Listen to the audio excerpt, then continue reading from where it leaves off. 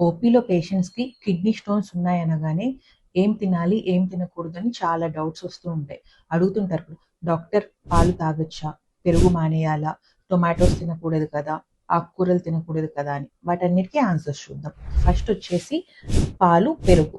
ఈ పాలు పెరుగులో కాల్షియం ఉంటుంది కాబట్టి అవి ఆపేయాలి అనుకుంటారు. యాక్చువల్లీ ఈ పాలు పెరుగులో ఉన్న కాల్షియం ఈ ఆక్సిలేట్ తో బైండ్ అయ్యి కాల్షియం ఆక్సిలేట్ గా బయటికి వెళ్ళిపోతుంది. So calcium oxalate stone risk అనేది తగ్గుతుంది.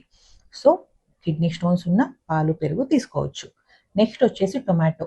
టొమాటో ఆక్సిలేట్ ఉంటుంది కాబట్టి తీసుకోకూడదు అనుకుంటారు. యాక్చువల్లీ టొమాటో అనేది లో oxalate containing food and citrate కూడా ఉంటుంది. ఇందులో మంచి యాంటీ ఆక్సిడెంట్స్ కూడా ఉంటాయి. సో టొమాటోస్ ని పూర్తిగా అవాయిడ్ చేయక్కర్లేదు. నెక్స్ట్ వచ్చేసి non veg. Non veg like chicken, mutton, ఈ ప్రోటీన్ పౌడర్స్ ఎక్కువగా తీసుకోవడం వల్ల యూరిక్ యాసిడ్ స్టోన్స్ రిస్క్ అనేది పెరుగుతుంది. సో కిడ్నీ స్టోన్స్ ఉన్న వాళ్ళు ఇది తక్కువగా తీసుకుంటే మంచిది.